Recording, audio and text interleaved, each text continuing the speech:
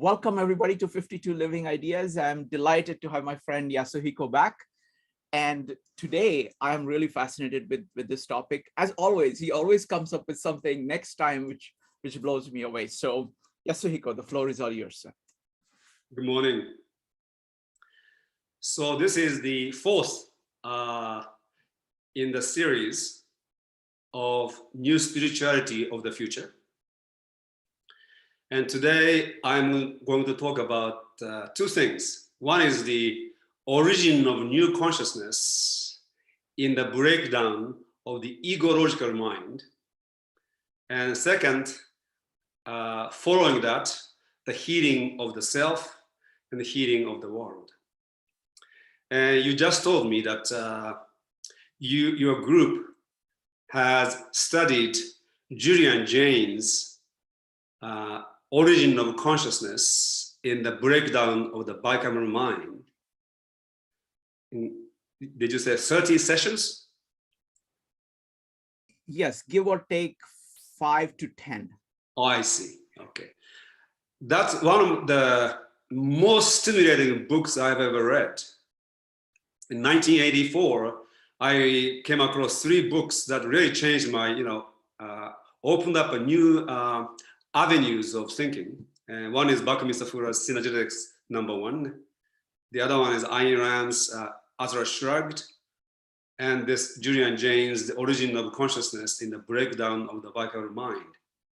And Julian Jaynes postulate that what I call ego-logical consciousness, which he calls consciousness, was the new mental operating system emerged as a result of an evolutionary challenge and stress brought about by the greater complexification of society. And of course, there is always internal inner will to power, the will to evolve, will to realize its potential. And then when environment poses a challenge, those internal thrust for evolution and external challenge come together. And when we succeed, we evolve. And he says 3,000 years ago, that happened. So there's a reason why I call this ego-logical consciousness, and I will talk about this later. So this last 3,000 years, if we just accept his postulate, hypothesis, has been the ego-logical movement. The last 3,000 years has been the human development. We can call the ego-logical movement. And so the birth of new consciousness and new spirituality that we are talking about, we can call trans-ego-logical movement. And spiritual masters who achieved enlightenment in the past, that you can also say kind of trans-ego-logical movement. But the one I'm talking about is of a scale and the depths and scope of a different character.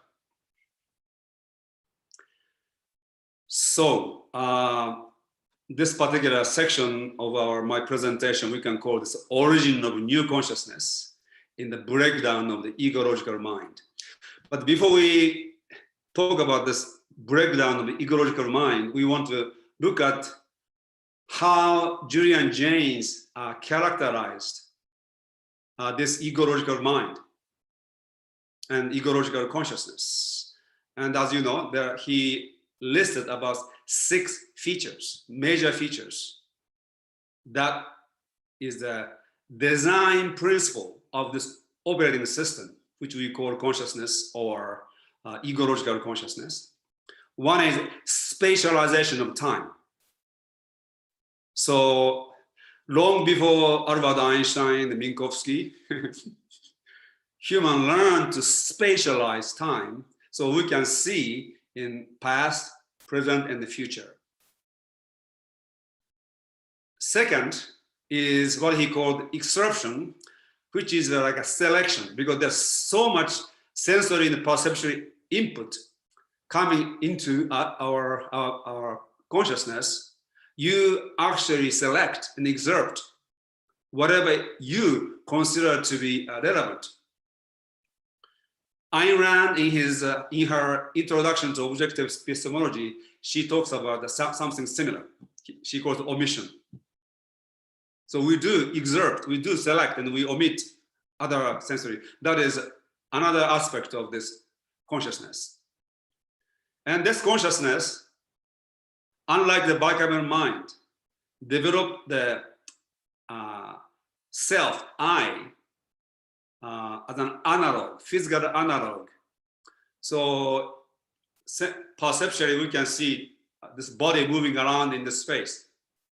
So the I is a metaphysical analog of this physical body, which moves along with this body wherever it goes, and also it moves in the metaphysical space of language. And then metaphor, me, it is the collection of identities which you consider to be you. I used to use the word constellation of floating identities. And Gurdjieff has a notion of a society of personalities. So when I say me, there's an element, you have the collection of identities which you consider to be yourself. Then another feature that he has is narratization. So human consciousness is a story maker. And you understand reality through stories. And physical science theories are form of narration. Theory and theater come from the same root. So it is really a storytelling. And the last is what he called the conciliation. Although he said at one point, he says, compatibilization is better term, but it is a kind of strange word. So he used a conciliation. So what means in the process of narration, if there are contradictions, somehow we find a way to make it consistent. So that is the operating system that we developed when the society and the human interactions became so complex that the bicameral mind could not handle anymore. Because bicameral mind is based entirely on the past. Right hemisphere is like a reservoir of the past, telling the left brain what to do. And when new situation arises, the bicameral mind is not equipped to deal with this. So we develop this new kind of consciousness. That's what he says. What happened? Since the late 18th century,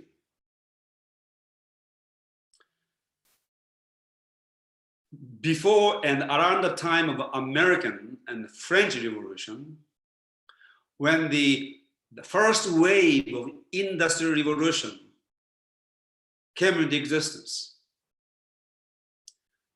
humans' lifestyle changed and society became increasingly more complex. And we are still in that wave. Today, it is called Fourth Industrial Revolution.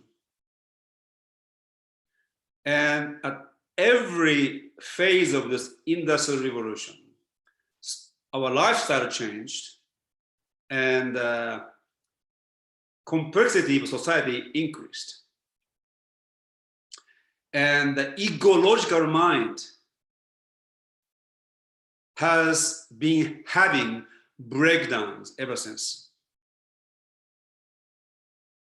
So when you read philosophers, probably starting from Schopenhauer, but most clearly Nietzsche, he really represents the breakdown and the breakthrough in his own way of moving from limitation of ecological mind to a trans-ecological mode of consciousness. And in Nietzsche's term for trans-ecological human is Übermensch, sometimes called Superman, sometimes called Overman, is superior humans that has transcended monological, egological mentality and ongoingly overcoming its own limitations so that it is moving into a new mode of humans. So Overman, you know, it is in the Zarathustra, it is a child. There is no actual final destination, but it's categorically different from the ecologically confined humans.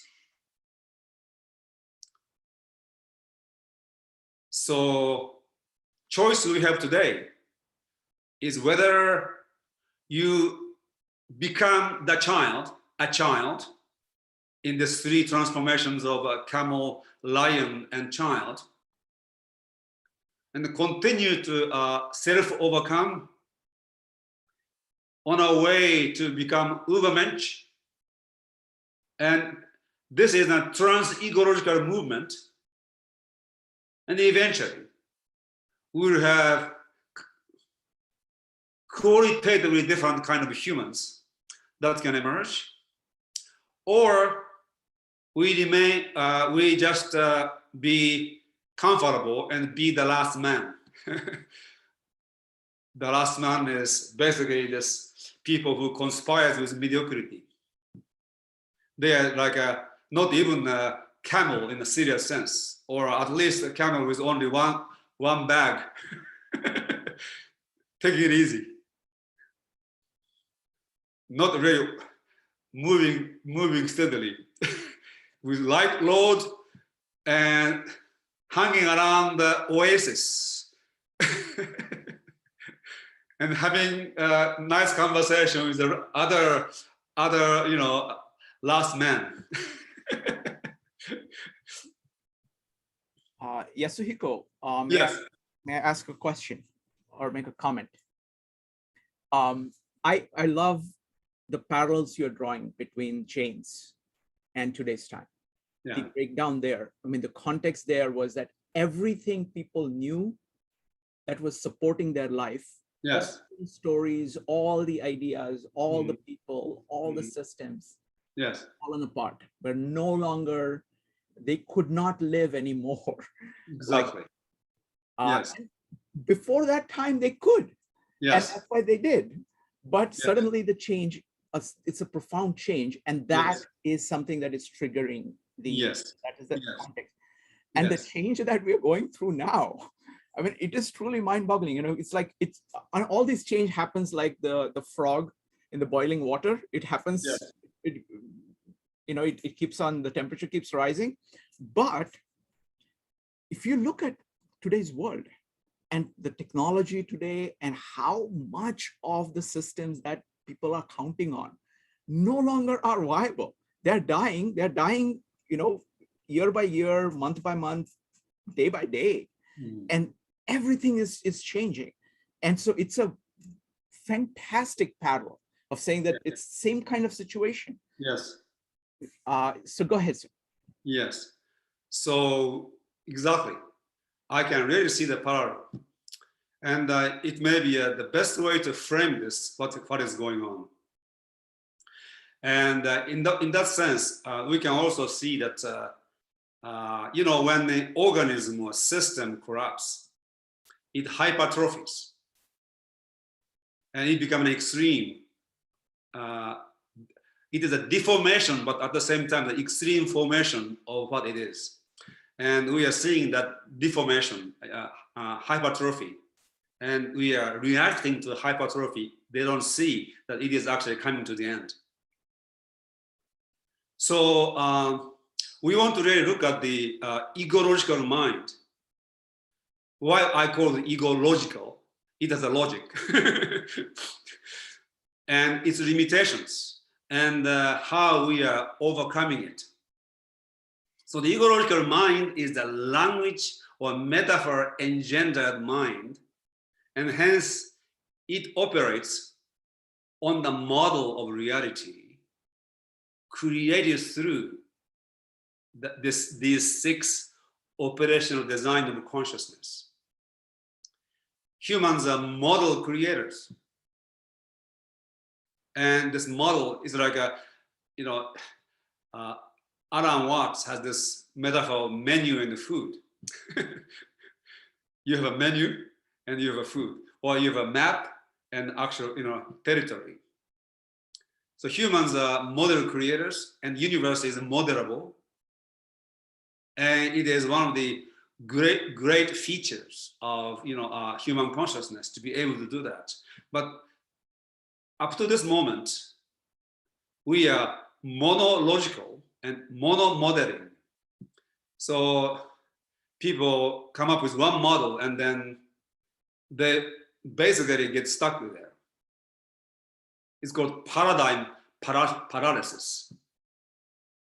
Have you noticed that? Recently, maybe Ken Wilber, maybe a good example. He has developed this model, integral theory model. And he stopped where, when the model developed to the certain limitation, it stopped. Now it has become a way of interpreting everything. And reality is more complex, deep,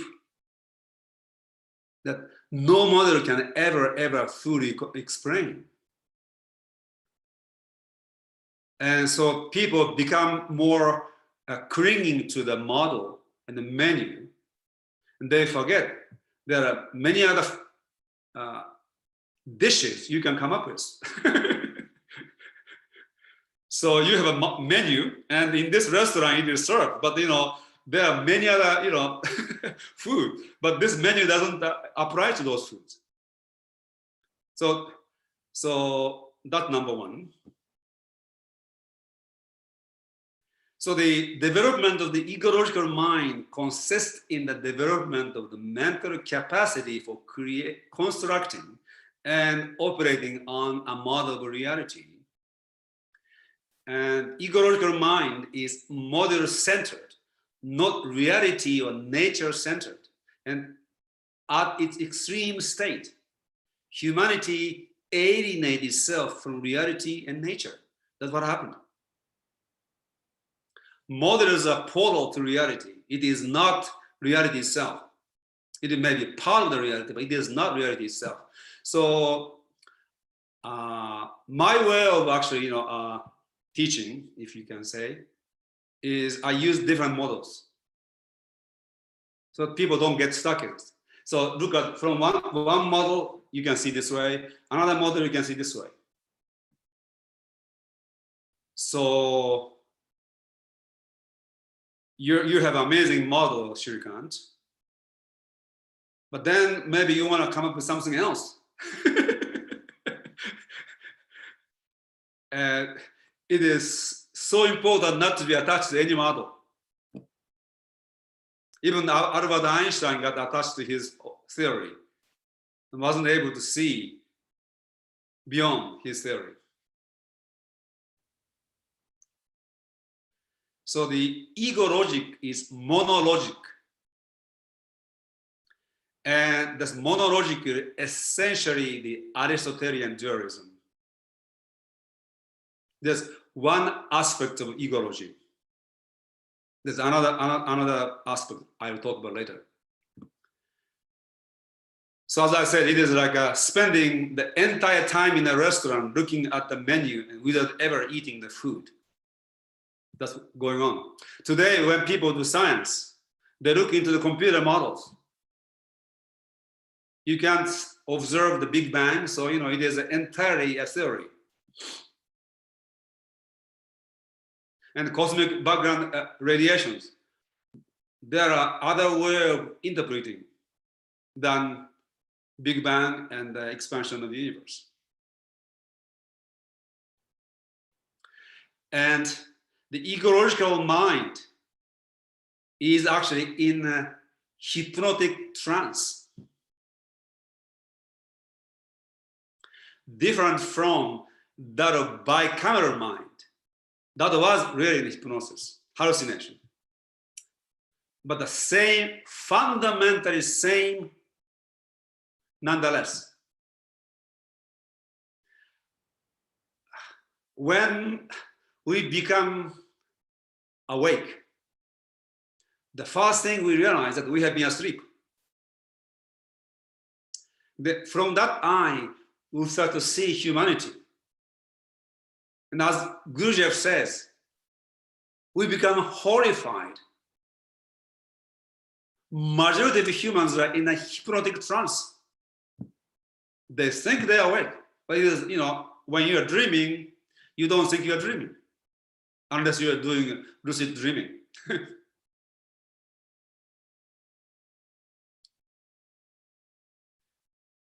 So, in the past, spiritual disciplines are taught to people to become awake from this hypnotic trance. Today, we are looking at many different menus, Mostly they use iPhone or computer.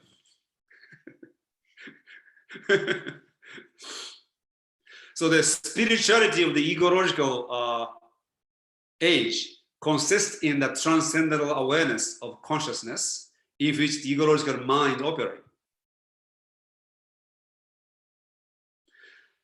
The spirituality of the egological age consists of the achievement of the supra-egological and supra-mental state of consciousness in which one is able to free oneself from the confines of the egological mental operation. The egological mind, for a large measure, in its operation, retained the bicameral mind, external authority orientation.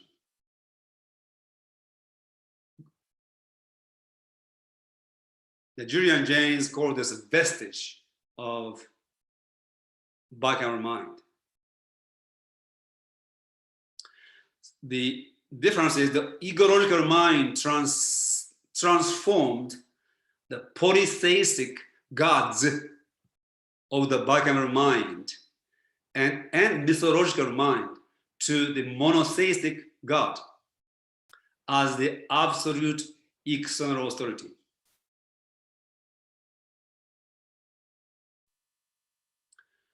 So trans-egological mind movement has this element of going beyond this egological mind. And there are a number of features of the trans-egological mind. One is trans-paradigmatic.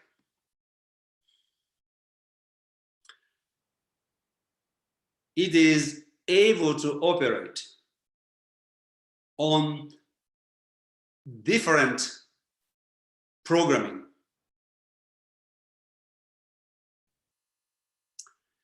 Therefore, it is multi-perspectival.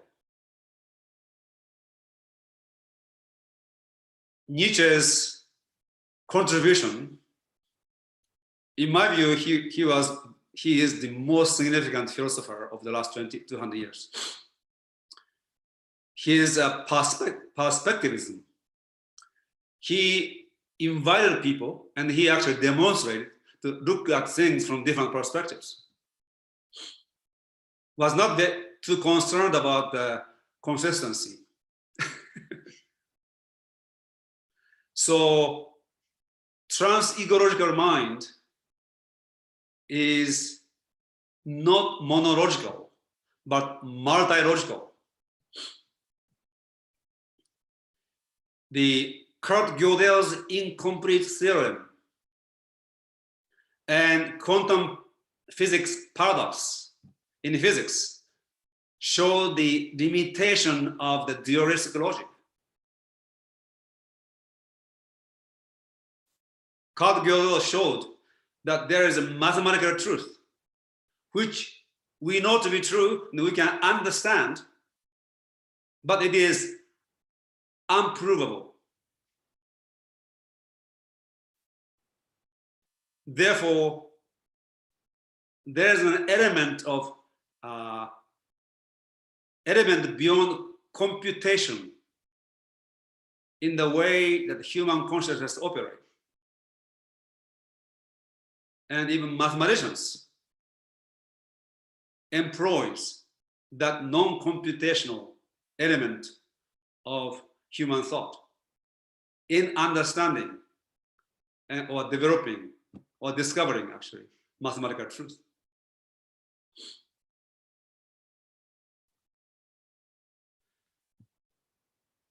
So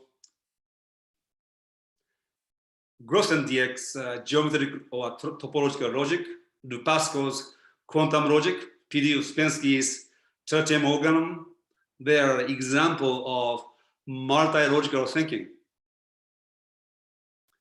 going way beyond Aristotelian Bohrian logic. So intellectually, we are already seeing trans-ecological mode of thought coming into existence at the leading edge of human thought. Another thing is that this trans-paradigmatic mind is naturally, it is multi-narratization, multi-modeling. It is not stuck with one model, obviously. Being able to see and formulate theories. So in one category, the universe of discourse, as Francois taught me,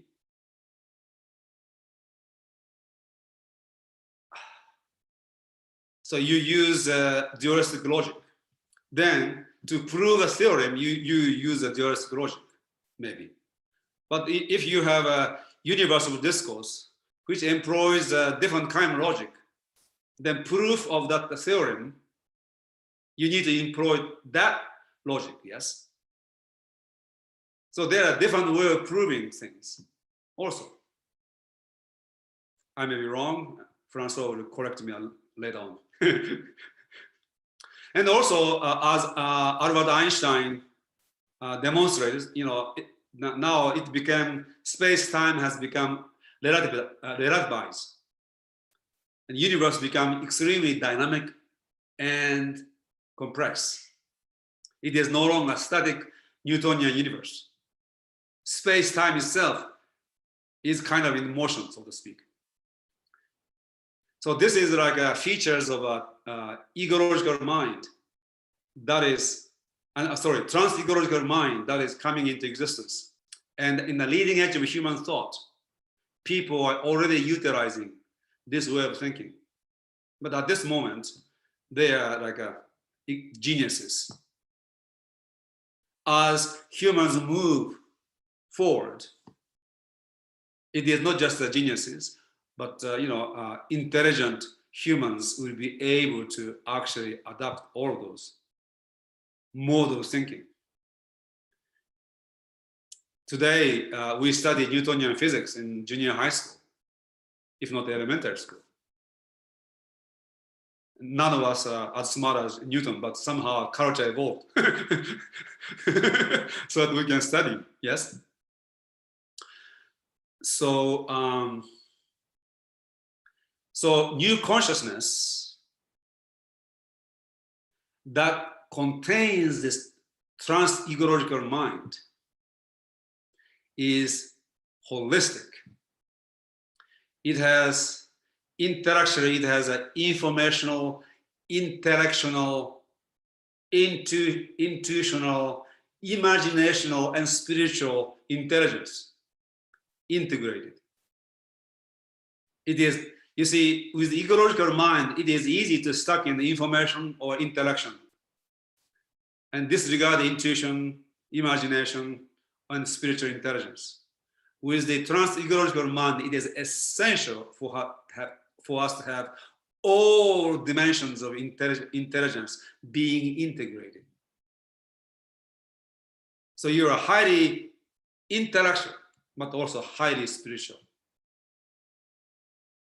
And the second dimension of this consciousness, and this I have been sharing this idea to people who are taking my course right now, is causative. It is this consciousness stays at the ground of being. It is being at cause of reality, and it affirms absolutely what is and what isn't. Being at cause does not mean you create everything. Obviously, we haven't. But when you are being at cause, not at effect, but at cause, you have the view of God. When you absolutely affirm reality, not relatively, but absolutely affirm reality as it is and as it is not, you have the cosmic vista. So what happens is that now you become the cause of everything. So you have chosen, in that sense, you have chosen your past as it is, as it was. You see your life from that perspective. And this new consciousness that contains the trans-ecological mind is at the level of the cause, which means it is the originary awareness. It's not the, today's consciousness is consciousness of things. So consciousness has an object, and every object that comes into existence in consciousness is the effect. Consciousness is not conscious of the cause. And the consciousness itself, you can say it is an effect. But the new consciousness is the causation. You are originating that which is in your consciousness. Another way of saying this is you are in the constant state of absolute affirmation of reality. Within that absolute affirmation, you deny something, of course. You deny things that are inconducive to the movement of evolution. But nothing is static. Same thing can be conducive, or something can be inconducive, depending on the context. And with this being at cause, you reconnect and reintegrate with nature. Again, inner and outer. So Lao Tzu's message for humanity, Taoist message for humanity, return to nature. You return to nature by returning to the causation That is consciousness. And you return to nature. So you will start the trans-ecological humans will have different kind of relationship to nature, which is different from the people in the primitive society. Absolutely not. But you have a relationship to nature, within which culture exists, within which mind exists, within which language exists. But you are related to something beyond language, beyond mind. You are related to, actually you are at one with the causation itself, which is taking place at every moment. One more thing, when you are in that space, you become homo ludens, the man, the human, the player. And then your life becomes the cosmic lila, play. Just like a child play seriously, we begin to play seriously.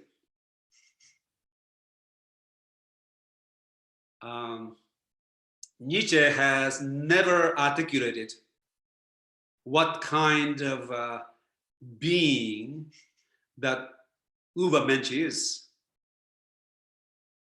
But I'm now articulating what the Übermensch, Overman is. So another way of saying you become Homo Deus, divine man, yourself.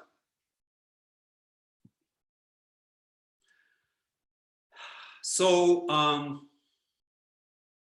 when you're playing, kids learn through playing. So you begin to learn. Learning become playing, and playing become learning.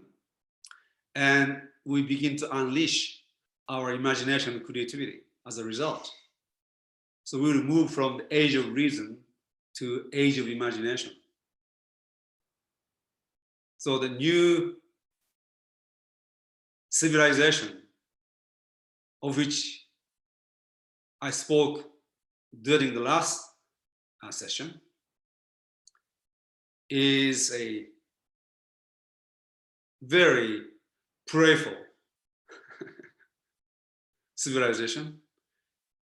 It contains the age of reason, but beyond that it is an age of imagination and age of spiritual evolution. And so maybe we can kind of pause and before I go into healing aspects of this. Sure. So I want to highlight one point. You talked about Nietzsche and the progression between camel, lion, and the child, and then the growth of the child. Now you're talking about playing like a child, but seriously on the largest scale possible. I know Jacob Bronowski talks about the longest childhood as being the hallmark of man. Mm-hmm. So this idea of child is crucial to this thinking. So can you speak a little bit more about it before we go on? Okay. So it is interesting because in your model that you developed for Bhagavad Gita and now for everything, at the core is Brahman as a child, pure innocence. And Nietzsche's transformation, three transformation from camel to lion to child.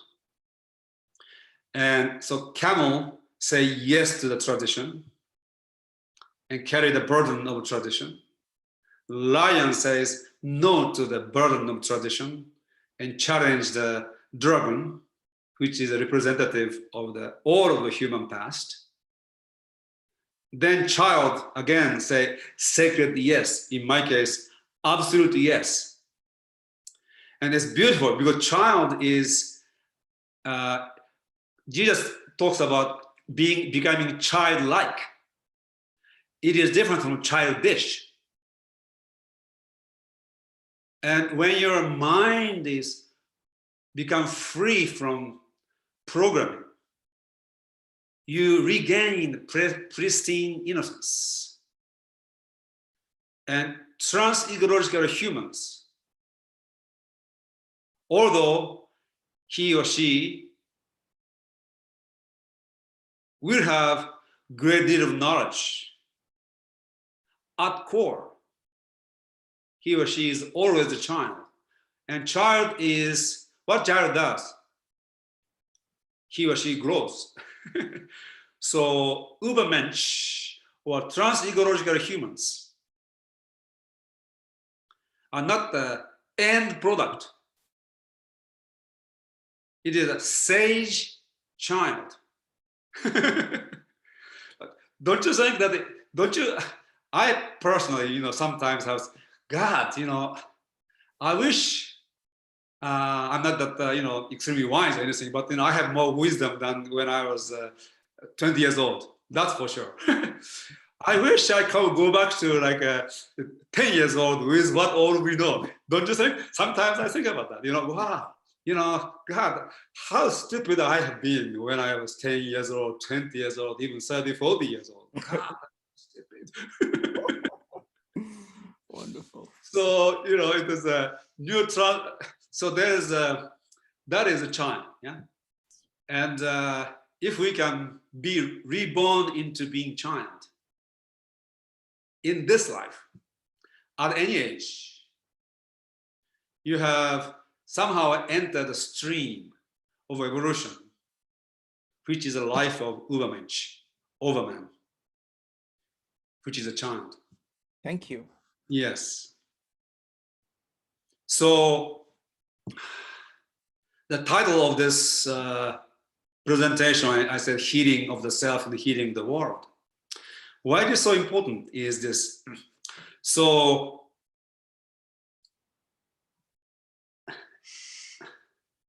diseased organism cannot evolve. Only healthy organism can evolve. So when illness takes place, what body is interested in is healing. When it is healed, it can grow and develop into the next stage of development. So it's only wholeness unfold into a greater wholeness. And moving from ecological mind or ecological consciousness to trans-ecological mind and trans-ecological consciousness, become Übermensch and become a child, which is a state of wholeness. We need to heal ourselves individually and collectively. And those who are not healed, fragmented, diseased, ailing, and suffering are not able to evolve. They become preoccupied with their own illness and how to deal with it. And that's where I want to look at today's world. And most people's consciousness and mind are fragmented and to a degree diseased. More so than maybe the past. It's one aspect of the breakdown of the ecological mind. And Spinoza, another favorite philosopher of mine, says this: the supreme mystery of tyranny, its prop and stay, is to keep man in a state of deception and with the specious title of religion or ideology, in our case, to cloak, to conceal this fear by which they must be held in check so that they will fight for their servitude as if for salvation. Another essential element of egological mind is that pattern of self-deception is internalized. There is a mechanism of self-deception embedded in the egological mind, so that we can be deceived by the external authority.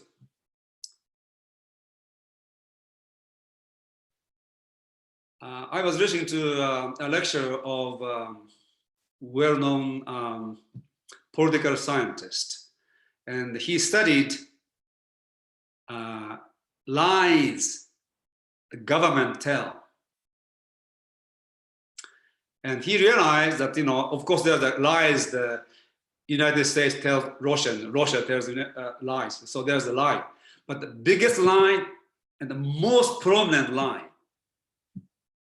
that government tell is fear-mongering of their own citizens,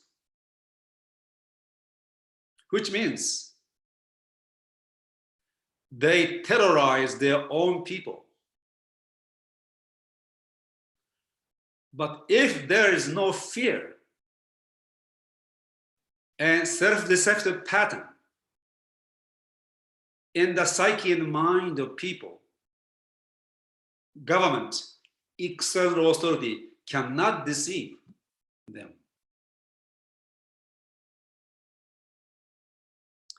So the pattern of self-deception is built into the structure of the ego.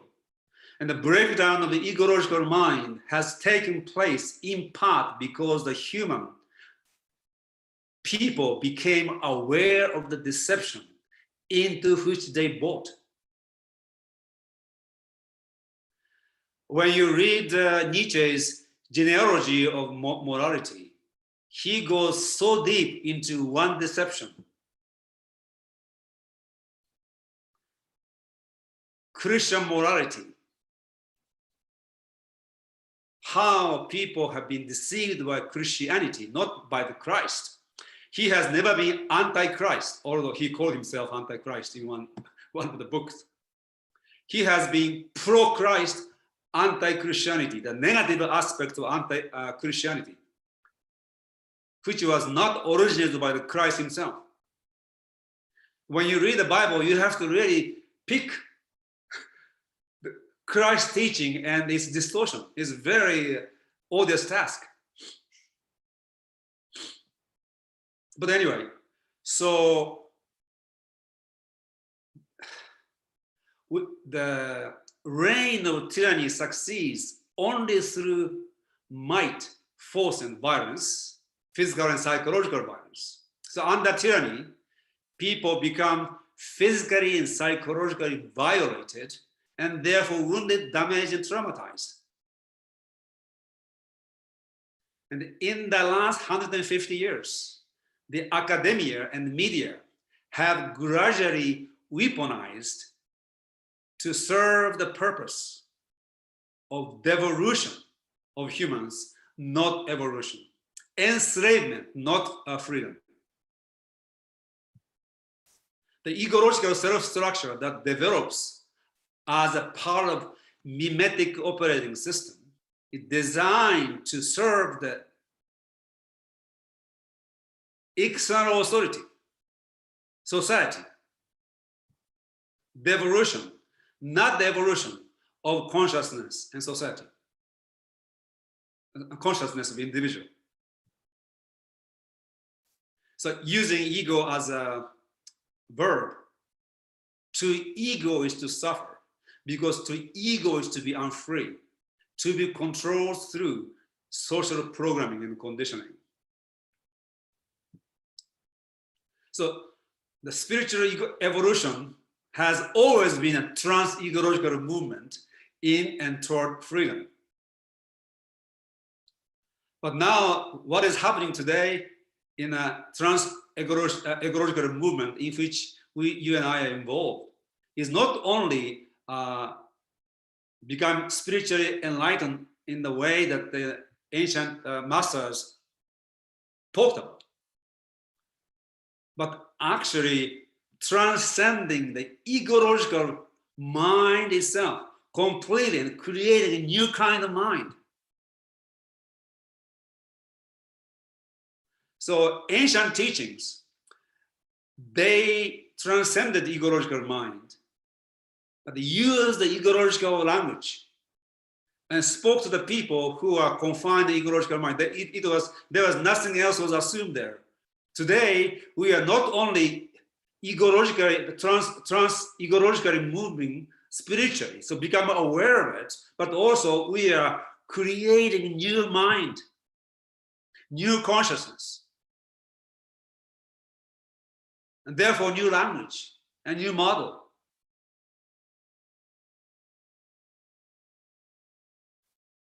So it is rare I use ancient scriptures. The course you are taking is like an exception. I use the Shobo Genzo, and then I normally use the writing from 19th to 20th century, now 21st century, because those people have the mind that we have. So what is necessary for all of us, and especially us as a kind of a on the leading edge of human evolution? Don't be humble. Be bold and really take responsibility for your being on the leading edge. If you are not, you won't be listening to something like this. What we need to do, which I briefly touched upon many times actually, is question everything and encourage people to question everything. Everything that you have believed to be true. And the reason why I consider Nietzsche to be the most significant philosopher of the last 20th century is he is maybe the first to actually made it his job as a philosopher to ask questions and encourage people to ask questions and invite people to ask questions and define philosophy as an activity of asking questions.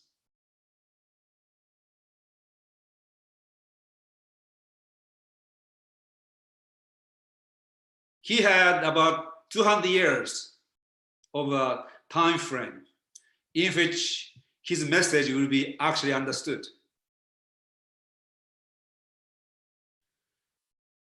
In the past, I read or sometimes listened to academic discourse on Nietzsche and some great lectures, but they miss one thing. Nietzsche was a mystic.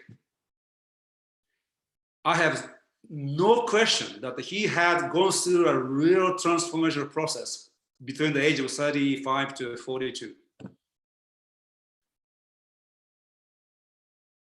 And the amount of energy that he carried through this transformation. He was a very sickly man, couldn't take it, simply could not hold it.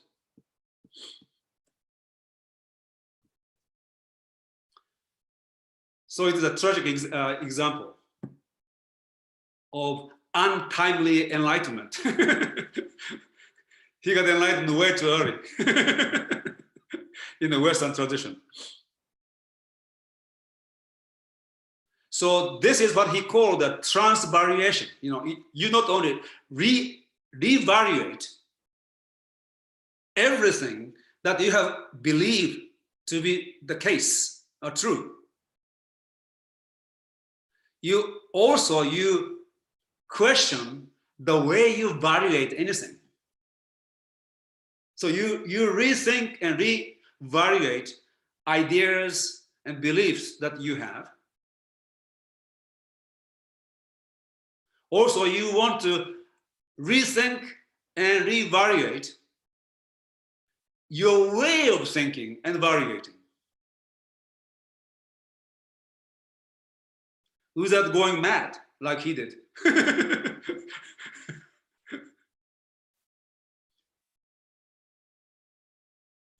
And the most important question in this area, especially going from this perspective, going from egological mind to trans-egological mind, is to ask this question: who am I?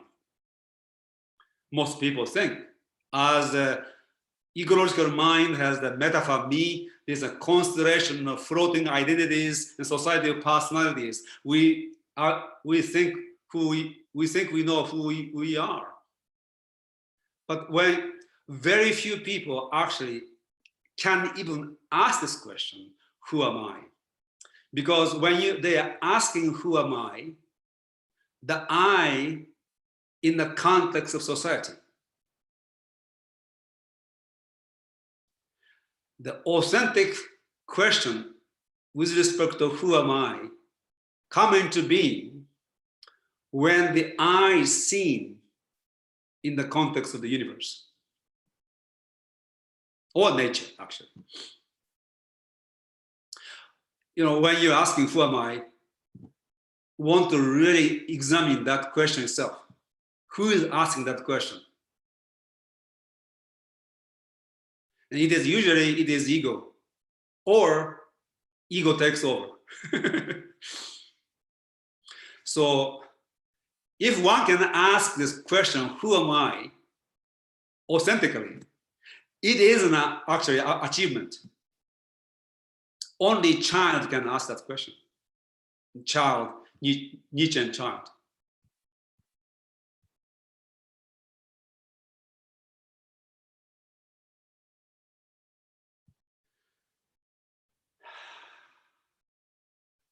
So, as I stated, last 3,000 years, human developmental history has been the egological movement, individually and collectively. And we have been in egological movement by virtue of being born into this human society with egological parents, egological teachers, the egological society. And this ego logic is mimetic operating system programmed into the human mind that conditions and direct our thought, cognition, will, emotion, and action. This mimetic operating system is superimposed upon the innate mental operating system with which we each is born, with a unique individual design potential. So our mind is not only conditioned to believe some ideas and values, but also programmed to think in a certain way, so that we are almost completely enslaved mentally. The ego is the internalized society or collective with the society of personalities or the constellation of floating identities, and exists for the sake of the society, not for the sake of individual. So when you begin to move in the direction of authenticity and the evolution, your mind will say something and go back. It is designed so that you don't stand out. Even if you stand out, in a way it is allowed to stand out by society. And people have this innate fear of ostracism. So they go back. It's called herd mentality, hive mentality. So the human ego is a collectivist psychologically as well as ideologically. And people individuate themselves superficially as psychological collectivists. So the authentic individuality is rare. So Übermensch is an authentic cosmic individual. So we want to move in that direction ourselves and guide our friends and especially our children in that direction.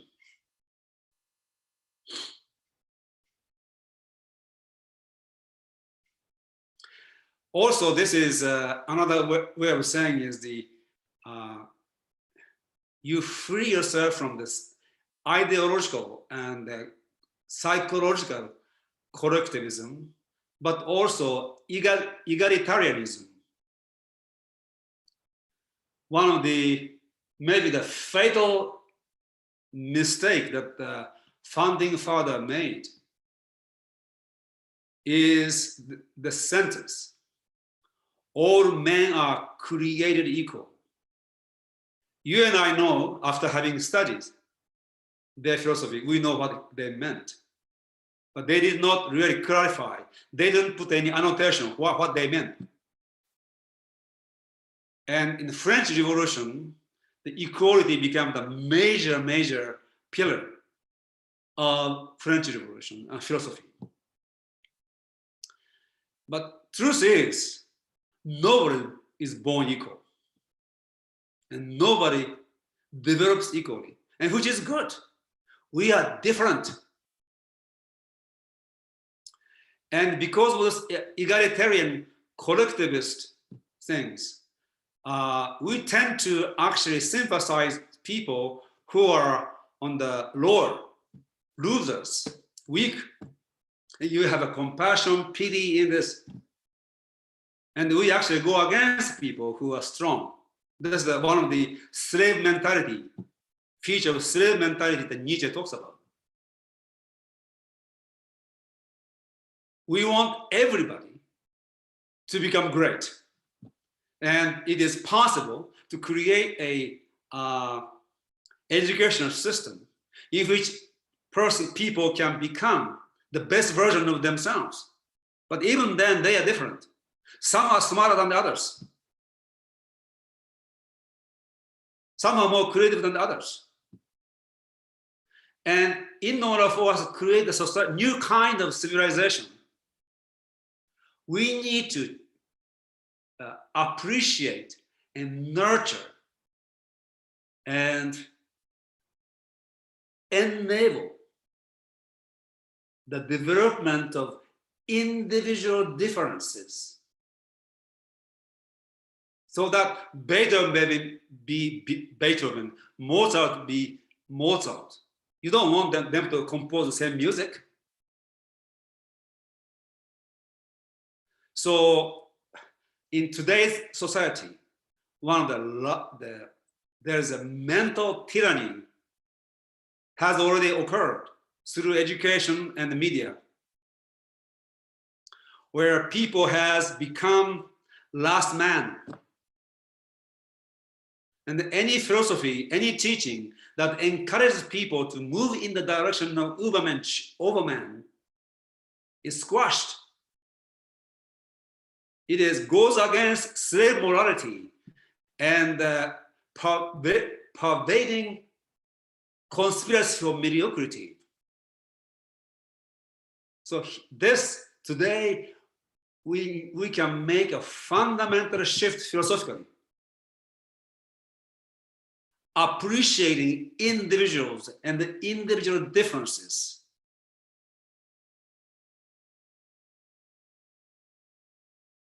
And moving away from this egalitarian conspiracy for mediocrity. and cherish everyone's greatness. And that greatness only happens when each person develops into the best version of himself or herself. That is different from you and me. Imagine when the 7 billion people, or let's say billions of people, allowed to be who they are and develop. There's a society, there's really a possibility that is available for human will be mind-boggling. Buddha and Christ, Gurujev, and Aurobindo, all those great people who look like just monkeys against humans. Entirely different kind of human will be possible. And you and I, today living here, we are bridge, tightrope workers. We want to make sure we don't fall. Regardless of the obstruction that comes from the other side, you must make sure you go all the way to the end, which is your death. But don't die falling from the tightrope. So the last part may be a little controversial, but this is, to me, after 30, 40 years of dealing with this issue, it is essential for people to have adopt different kind of philosophy. So maybe I can stop here. Wonderful. Thank you, Yasuhiko. This was wonderful. Folks, it's time for questions. We want to get questions. Go ahead and type an exclamation mark. Keep your questions brief. And you can either type a exclamation mark in chat or raise your hand in Zoom. Go ahead and line up for questions and we will get started. We're going to start with Evanik. Evanik, go ahead. Okay, so I'll ask one question, and if I have time, I'll ask more. But the first question is, when you were talking about Nietzsche and the choice in being the camel, the lion, or the child, and you were saying that the camel is the one that accepts tradition and it's kind of mediocrity. So my question is this a choice, or is this something that one just drifts into? Okay. In one sense, by virtue of being born into society, you become a camel. In one sense, because you carry a tradition. But there's another way, and then most people, it's like a pre-camel. And some camels make the commitment to really master the tradition. Then what happens? Move in the direction of becoming a lion. And so camels that are the natural state of camels, humans being born into this, usually just remain a camel. And that is what Nietzsche calls the last man. Those who conspire for mediocrity and don't want to suffer too much and try to enjoy their lives, and they just keep away from the controversy and just have a nice middle class life. I'm not putting down on the economical sense. It is more like a mediocrity sense. And there are camels who commit themselves to really carry as heavy a load as possible. So I went through extremely rigorous training and education to become a Buddhist priest. That is a tradition. Sometimes 11 or 12 hours of meditation a day, and reading many different scriptures, studying Buddhist logic. That's a rigorous 5 years of academic and physical training. So I intentionally became a camel, you can say. I had some kind of spiritual experience before, and then chose that path. But then I said no to Zen, no to Buddhism, actually no to all of the traditional teachings, before I begin to teach as a child. So there are two kinds of camels. The camels that just stay being a camel, never move into lions or in child, and the camels that really take it seriously being a camel and move forward. The same with lion. Some people just stay in a lion stage, never go into a child. Today, after the movie Matrix, there's a term, red pill. Oh, I'm red pilled.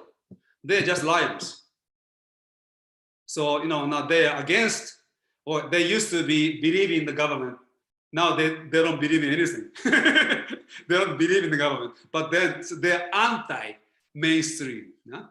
But they don't have, what are you for? So red pill is not enough. You have to move on to next stage. Thank you. Next up is going to be Shefali, Rupali, Evanik, David, and Elena. Shefali, go ahead. Thank you. So, we live in this world where, we have so many constraints, and you've said that that's a lie, right? How do we evolve? How do we continue to evolve from an egological mind to a trance where we are not one of the people who are around us, and we are better than the best versions of ourselves? Yes. How do we do that? So you can actually consciously, intentionally start this process, really. And probably you have already started. That's why you're here. Now, as I said, so many ideas and beliefs, ideas that you take for granted to be true. You want to consciously start asking, questioning. I used to do a very involved program, and they go through 3 years of a process.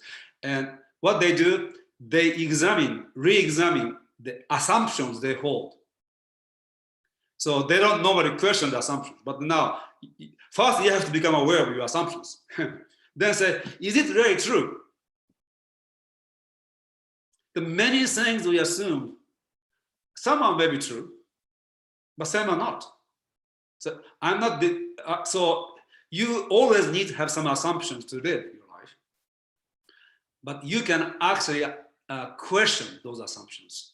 So that's, and for example, when you are, I miss your name, but ask who you are. Initial response will be, well, I'm of Indian origin, I'm a woman, I'm young and beautiful, I'm intelligent, and all those things come into your mind. That's an attribute of your ego. Yes?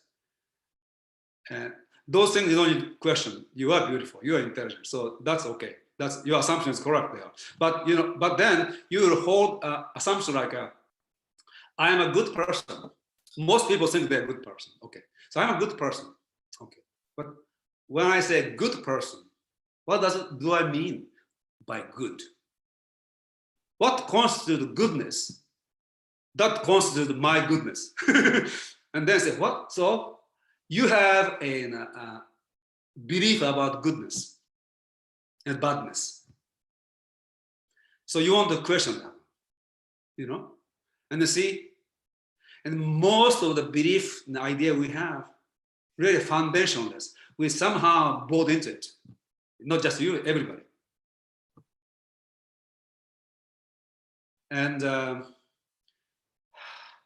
one of the ideas that is breaking down today globally, it used to be that it is better to have college education than high school education. It is better to have a master's degree than not only bachelor's degree. It used to be that having PhD is better than just master's degree. And it is better to have a PhD from IIT than some other university. So people, smart people like Shrikant, work very hard at getting the degree in the IIT. Then what? But today, really, this assumption is breaking down already today, in particular field anyway. And some kids, 18-year-old kid with computer is better than somebody who finished IIT, and they get hired. So what's the point in going to IIT? Same with many fields. Of course, you want to go to a medical school. You don't want to go to see a doctor who hasn't gone to medical school. But so anyway, so you want to ask this question. Really, every day, make it a point to really ask this question. That it means to be a philosopher, to question the assumptions. Wonderful. Next up is Rupali. Rupali, go ahead. Thank you, Yasuhiko. I am just absolutely, every single word was immensely powerful. I have a couple of questions. One, that you talked about, primitive people and the modern people and how our relationship with nature is. Could you elaborate on that? And the second question I have is the question about who am I? So I'm a Montessori educator, and that is the core of Montessori education is who am I? And so all the education is around the question, who am I? And children by middle school are part of a valorized program where they become part of society and they participate in society and are seeking the answer to who am I? Yes. So as an educator, what guidance would you give me for kind of leading students in that discovery of who they are? Rupali, it's so nice to see you again, because I missed it actually for the last few sessions, and excellent questions. So here going forward. Yes. So the second question first. So as I said, being able to ask this question, who am I, is actually an achievement. Although people think they ask these questions, and they do ask these questions, usually it is not an authentic in the sense of it is still a part of the programming. It is like Plato's Socratic dialogue. I don't remember which one. You come to the point of I don't know. So to ask this question, who am I? You come to the point of, I really don't know, who am I? And not knowing, who am I? Experiencing this not knowing is the beginning of asking this question. And it is much deeper than who am I in the sense, well, I'm an educator, I'm Indian, I'm a woman, so on and so forth. Those are all predicate. It is nothing to do with you in a complete sense. So it is a predicate, not the predicate. The I that has never been predicated shows up for the first time when you really come to know, you really don't know who you are. And funny thing about, should I say this? Yeah, maybe I should say this. But I would like you to forget this. Once you begin to ask this question, there is no answer. It is like You see, in a way, you are asking what is infinite. And you kind of enter into the infinity, and it's like there will be a kind of some aspect of you show up. Actually, you become who you are by asking this question. That quest is the realization of who you are. And that's, to me, what it means to live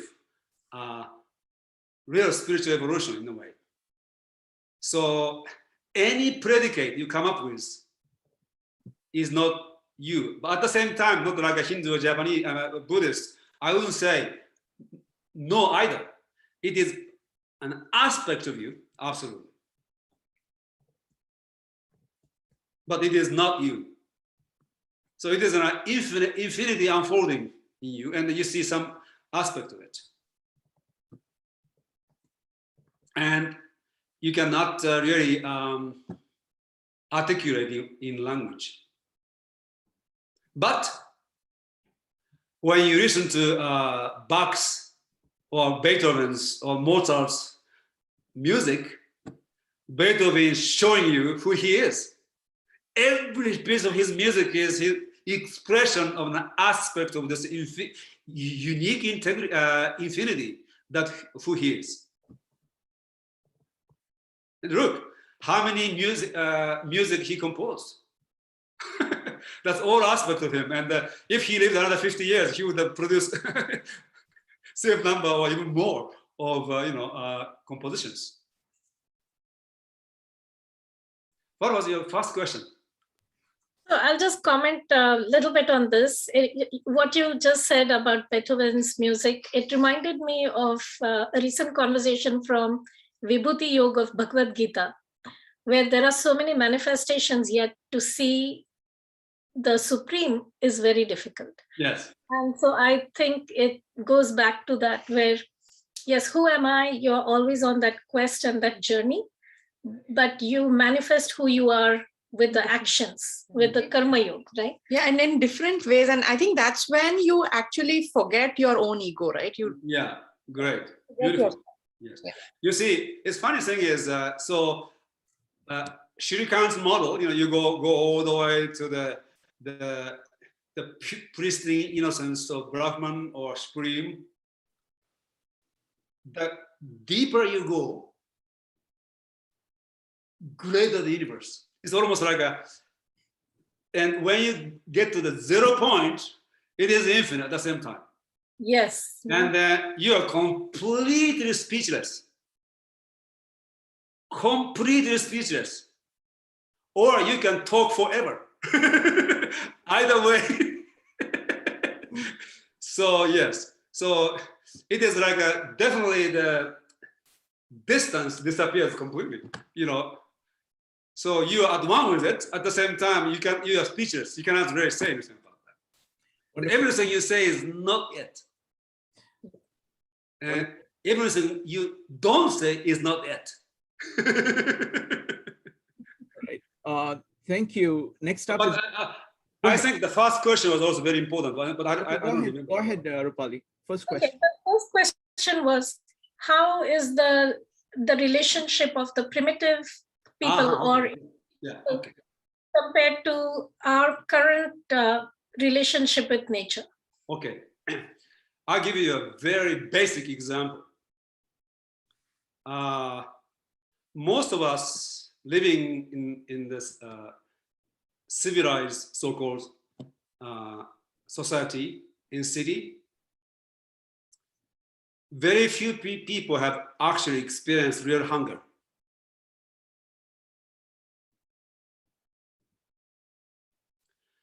And periodically I do fasting twice a year, 10, 12 days. Then you realize what hunger is. When you fast 69 days like Mahatma Gandhi, I think you even lose that sense. So at some point you really know what hunger is, yes. And second, you live in a society and you have a daily schedule. So you have to go to college and you have to be at the class at 9 o'clock. And it takes 15 minutes to get there. And then it takes about 1.5 hours to, put your makeup on. And then you have to eat something. So time is all scheduled, yes? Your body may not be hungry, but if you don't eat now, you get hungry in the future, so you eat. Second. Number 3, what your body wants and what you are eating may not be the same. So I was born in Japan, and I grew up with Japanese food, obviously. And I was a very sickly child. I have been sick all the way. Because I'm allergic to soybeans and to the lesser degree, rice. And somebody who is allergic to soybeans and rice living in Japan, you are bound to be sick. I never liked soybeans, by the way. Tofu. Ugh. And if you're born in the United States, you eat bacon and egg every morning. It doesn't make a lot of sense. You see, so we don't listen to our body. And body is far more intelligent than our medical science. It knows exactly what it needs. So if we don't listen to our body and we eat food based on even people who are going to diet, they enforce particular diet on one body. It is not healthy. So in the most basics of the eating, we are so far removed from nature.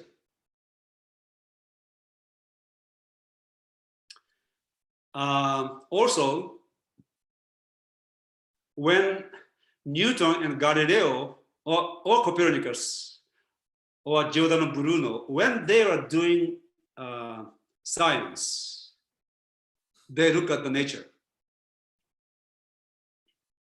Today, when they do physics, they look into computer.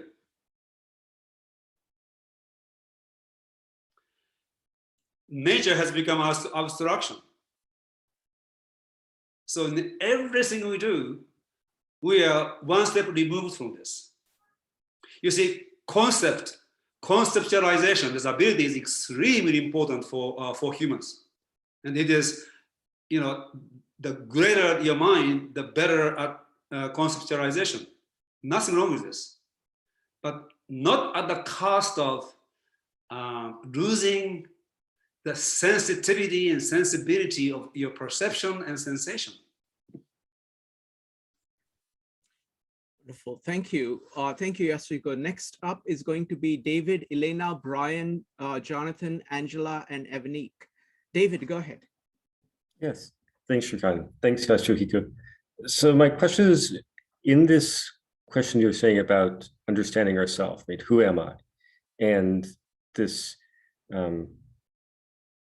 spectrum you're talking about, of the camel to lion to child, where would someone who's malevolent fit into that, or someone who's a psychopath? Because a person can be malevolent and understand themselves, they know who they are. So is that orthogonal to this, or is that sort of off the scale? How does that type of personality integrate into your scale? Very good question. I think they can go through the process of camel and even lion, but I don't think they can ever become a child, number one. And I elaborate on this. You see, the load that camel carries, although it is socially conditioned, there's a certain typology of camels that is consonant with the kind of load they can carry.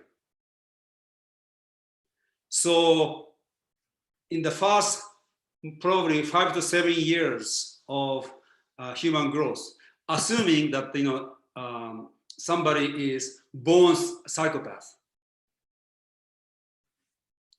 who is not wired in the same way that the rest of humans are, it will kind of selection process can both, the one who is carrying, oh, this is too heavy. So in the first 7 years of a person's life, it pretty much the kind of load that he or she can carry is determined. So everybody will go through that process, whether you're normal or psychopathological. And the psychopaths, some of them may even go into the lion stage and start to say no, but still it will never reach to the level of child. The difference between lion and child, there's a number of differences. Number one is that the lion is reactive. Child is active. And lion is at effect. Child is at cause. And by virtue of being psychopath, he or she is wired to be only reactive. And they know, they can understand this force of reaction so well that they use it to control and dominate other human beings. But most psychopaths will stay in the camel stage. That's my sense of it. I would love to have this conversation with a psychologist who knows those things better than me, who also knows Nietzsche, and I would love to discuss this more. Good question, very good question. Wonderful. Next up is going to be Elena. Elena, go ahead.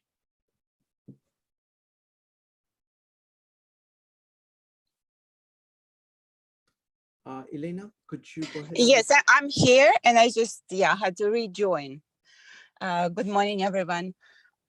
My question, Yasuhiko, is going to the book you mentioned and the work of Julian Jaynes, right? So what he's saying, I just looked him up, he's saying that the consciousness itself develops based of metaphorical language and all the concepts arising. So it's not given, the consciousness. So then, and then he's speaking about the bicameral mind. Elena, What is that? Yeah, go ahead and ask any question. You want to know what bicameral mind is? Yes, and why is that? So what Julian Jaynes is saying, that the consciousness is being developed based on metaphorical language, the use of language. Therefore, are we not born with consciousness, and it has to develop, or it has to be unlocked? So what's Yasuhiko's position on the view of that, on that? Thank you. Okay, there are two aspects to Julian Jaynes' hypothesis. One is his analysis of what we call consciousness today. And his analysis of consciousness, I'm completely alignment. And I mentioned the 6 features that constitute the design of consciousness. I don't need to repeat at this moment. Time is short. But he has a hypothesis that 3,000 years ago or before, humans had a different mode of consciousness, which he calls bicameral mind. And about this hypothesis, I don't know if it's true or not. And I think people are still studying, I think, verifying or falsifying this hypothesis. And this old mode of consciousness, he describes that one hemisphere of the brain, usually right brain, is a repository of culture and tradition. It has a language, of course. And then in human operation, the right brain basically communicate, actually dictate to the left brain what to do. And left brain heard the right brain's speech as God speaking. So it is not like a metaphor or analogy. It was literally, they heard the voice of God. And that is a bicameral mind. And today, some people hear the voice of God, but normal humans don't hear the voice of God, but they actually go through the cognitive process. And that's the difference. And I found his hypothesis to be extremely interesting. But I haven't spent my time actually verifying or falsifying his theory. Thank you, Yasuhiko. So Elena and everybody else, we have spent a lot of time looking at Julian Jaynes' ideas. There's more than 30 meetups we've done on it. I would recommend starting with the meetups I've done with Brian McQuay on the core ideas, core concepts of Julian Jaynes. So if you go to the YouTube channel, 52 Living Ideas, you will find them there. Next up is going to be Penny. Penny, go ahead. Okay. My question was, when you were talking about the transecological mind and thought, and you were saying that it was causative at cause, that was like a new consciousness, like previously it was more effect oriented, but now it would be cause and like a return to the Tao. Could you explain a little bit more what you were meaning by that? Okay, so consciousness is not the mind. Consciousness contains a mind. And just, our conversation is about new consciousness and new mind. I use the Julian Jaynes title, The Origin of Consciousness, which is an ego-logical consciousness. In the breakdown of the bicameral mind, I said the origin of new consciousness in the breakdown of the ego-logical mind. And so ego-logical mind, as I say, it has a logic of the ego, and there's a number of elements. And trans-ego-logical mind transcend and include that ego-logical mind. And when in the process of developing this trans-ego-logical mind, consciousness also expands and deepens, or it become a greater whole. The nature of consciousness also shifts qualitatively. And one is the entire spectrum of human intelligence not only become available, but also become integrated. Informational, intellective, intuitive, imaginative, and spiritual. And so it is a holistic mind as opposed to a very fragmented mind. And second is, it's very difficult to communicate this, but right now, everything that is in your consciousness visible and invisible, like a concept, are effect of something. It is manifested. So consciousness is conscious of effect. And scientists or philosophers too study the effect, which we call phenomenon. Now, new mode of consciousness that is about to emerge in a larger scale is actually aware of causative dimension in the sense of originating it. So you didn't create the universe, obviously. You're an effect of creation in one sense. But your consciousness can go embrace the causative dimension. And what happens is this. You see the universe in the way God would see it. You have a cosmic vista of creation, not from the perspective of effect alone, but from the place of creator. You don't create them, but you can see the universe from a creator perspective. Another way of saying it, the easier way to get to this is actually absolute affirmation of reality as it is. When you completely 100% plus affirm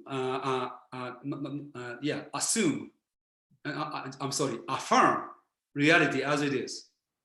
Everything that happened in the whole history of the universe, all the way to today, whole history of humanity, whole history of your people, and whole history of you, 100% affirmation. Then you have a different perspective to this, your life and to the universe. Again, it is a causative dimension, causative perspective. It is a cosmic vista. Then this is what Nietzsche meant by amor fati, love of fate, and being able to accept eternal recurrence of your life. You affirm 100% more. Within that, in daily living, you say yes and no, later. But your life is absolutely affirmed by you. And that is the different kind of consciousness. It is really originally awareness. And that is new mode of consciousness experienced by some people in the past. It is available for most humans. And in the process of bringing this trans-paradigmatic mind into its fold, it is bound to become causative.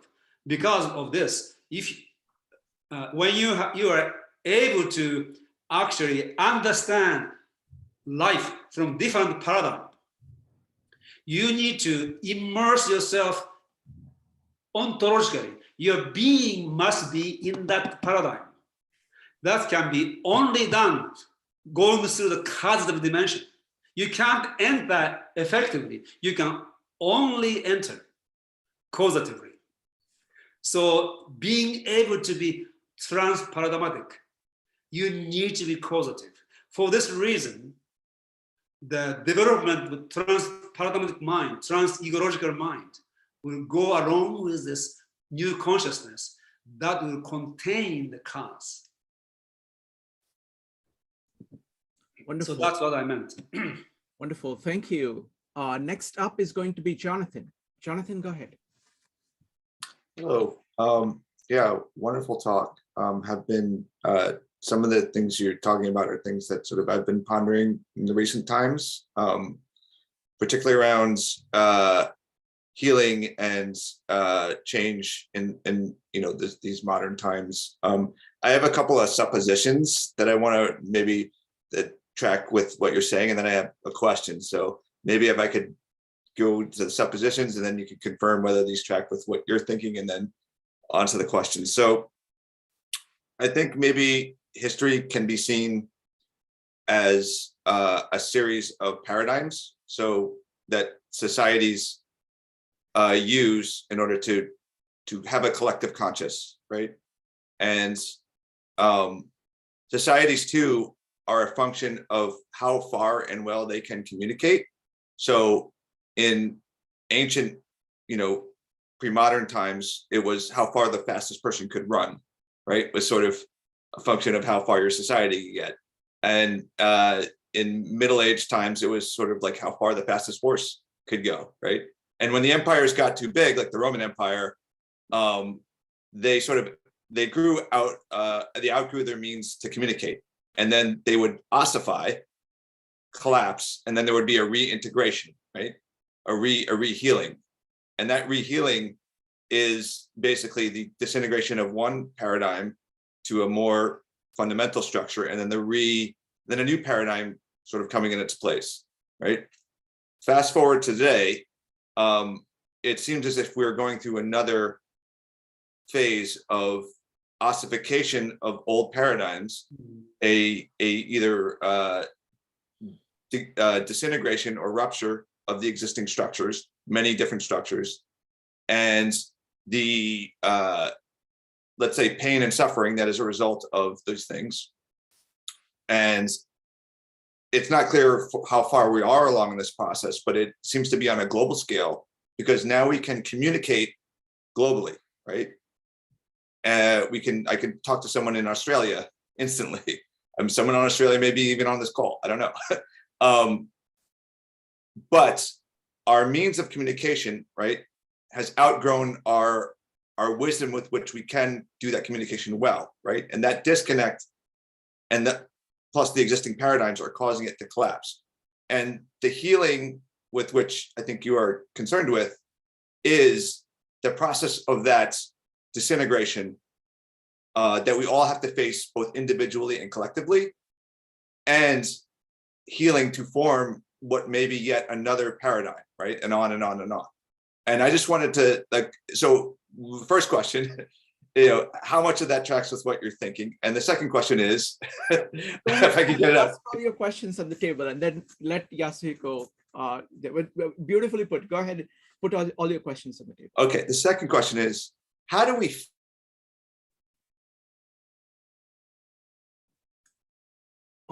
looks like there is a internet disintegration and healing?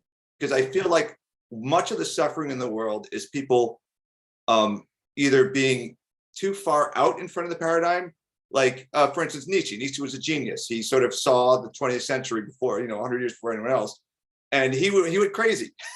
Maybe there needs to be a Nietzsche, but there's also people who are camels, who are gonna, who are, maybe some people can be camels, but some people are just, they're ruining, they're just putting themselves in tremendous suffering because they've signed on to some paradigm or some ideology that they cannot fathom. So that's my question based on that supposition. So I'll leave it at that. Thank you. Okay, so I suggested that people read an essay I wrote in 2017, Healing the Self and Healing the World. And I talked about healing as a function of communication. And Nicholas Luhmann, who is a great sociologist, says that unit of society is not people, but communication. And communication has a structure, which he calls a system, 3 essential components to communication. If those 3 components are not available, there's no communication. One is utterance, speaking. Second is information. Third is understanding. Now, anybody who have done any communication realize how difficult it is to understand or to be understood. And in any scale of society, understanding is rare, actually. We think we understand. We believe we understand. Because most people programmed into the same belief system that they already know what other person is saying. It is like a part of the belief system, and somebody speaking same language is already in the structure of belief, so they understand. But somebody who has a different paradigm, there is no understanding whatsoever. And today, because of this globalization, the trans-paradigmatic communication is happening all the time. So what happens is people don't understand. There is no global society there. The unit of society is already doesn't exist. They appear as if they are talking. Even when they disagree, they're not really disagreeing, because one is saying this and then one is saying this thing, and what he said is understood in his own way, not the way he is saying, vice versa. So you are actually disagreeing with yourself. So that's number one. So healing in every level is a restoration of communication, which I call the semiotic integrity. So when you study biology, there is a ongoing signal exchange. There is a communication, brains connected to everything, and the ongoing communication going on. When you eat, eating is also kind of communication, ongoing biosemiotic communication. Yes, so chemical from the subatomic to chemical, biological, there's an ongoing semiotic exchange. So when this integrity of this is broken, the system becomes ill. Then we go all the way to human society. So people who are actually some have illness in their system, communication breakdown somewhere, biological, psychological. In the future, probably we don't need to have any unconscious. You may have subconscious and then conscious, but not unconscious. Unconscious is usually created by rejection. You can't take it, so you put it. So, and then many of the diseases, physical diseases, even like a back pain, is psychosomatic. And it is attention deviation. When you have a real problem, psychological problem, you are not able to, it is unconscious, and you are not able to deal with it. And what happens? And then also, you don't want to deal with it, actually. So your psychosomatic system created something like backache, and your attention goes all the way to backache. Real problem is psychogenic, but appearance is physical. So there's so much of this disintegration of semiotic integrity. Number two, understanding. That is an essential component of communication, is against most people's experience, extremely rare. So now, Jonathan asked me questions, but Jonathan's experience, I don't experience. So when I say, I understand, he is not experiencing my experience. So how does he know I understand the vice versa? Well, so understanding of somebody else's, the other person cannot experience yourself. And you cannot experience other person's experience. So therefore, understanding is not as easy as we think it is.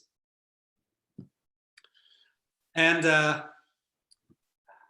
Roger Penrose, famous mathematician and physicist, wrote some interesting books on consciousness.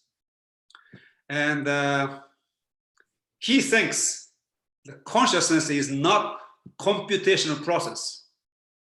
Most AI scientists believe that consciousness is computational.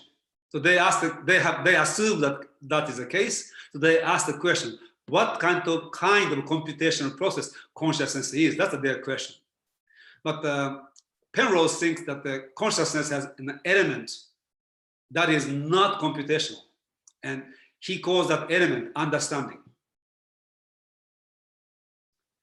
So understanding is a unique feature of human consciousness, which he thinks that the artificial intelligence can never have. So how difficult it is, really, to have this understanding. So this can be a one session. We can spend 2 hours on this. So just want to say that, understand, most people are not even aware how rare understanding is. And since understanding is rare, communication is rare, which means unit of society is already broken down. Second, what is information? Gregory Bateson defines information as the difference that makes the difference. So, what is it? Information has value if actually it makes a difference. And most of the time when we have conversations in which we think we understand each other, the information interchanged doesn't make any difference. Two people who are programmed into the same belief system having a conversation, and they call this speaking, understanding the information. If you stay in this paradigm, there's no real communication taking place. No information that moves the system forward is exchanged, and no real understanding, which is not a computational process, is taking place. So we are in such a mess today. So just like asking the question, who am I? We really want to start to observe the lack of communication, lack of understanding, and lack of real information. And this is another way of saying humans are in a deep trance. We are in a deep dream state.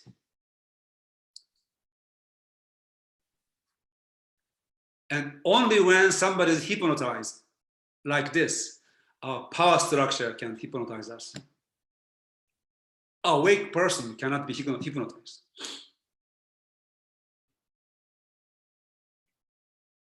Wonderful. So we need to be a lion and saying, no,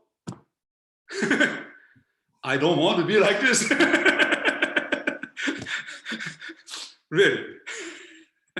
Wonderful. Thank you, Yasuhiko. We have run out of time.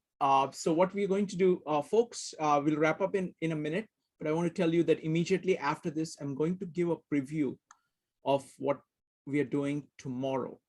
And coincidentally, it's on the same topic. It's Louis Sullivan talking about face-to-face. He's saying that the entire world is dominated by this feudal, he calls it the feudal self. Yes. And it's all about the entire essay that I'm going to be reading is going to be on coming face-to-face with your true self, with all its dynamism. So I'm going to give a quick preview of this immediately after this.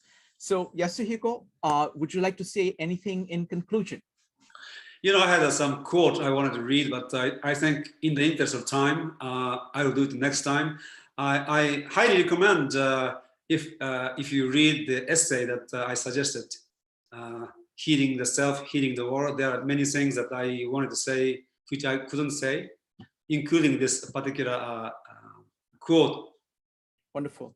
Yes, Folks, so- I have put the link in the chat right now. Yeah, exactly. You can just click on it and go for it. Yes. All right, Yasuhiko. So thank you very much. Thank you very much.